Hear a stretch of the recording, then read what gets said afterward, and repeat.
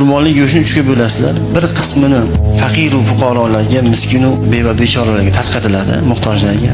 Bir qismi kelajakka uyga olib qo'yiladi. Bu degani tuzlab turib xaladiniga bosasiz. O'zingiz oilangizga ham. 3 qismini o'sha kuni bayram qilinadi. Ya'ni setkalarda go'sht pishirib, steak deydimi, nima deydi?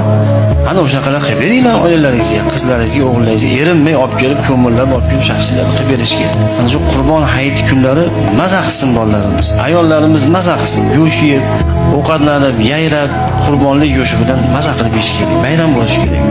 Maza qilish kerak. O'rtoqlarni chaqirib, maza qilib o'tirish kerak o'sha kuni. Do'stlarni chaqirib, maza qilib go'shtlarni bosib, eski do'stlarni chaqirib olib, o'rtoqlar, sindoshlar chaqirib, maza qilib bayram qilish kerak hayit kuni. Nimaga yarashaveradi?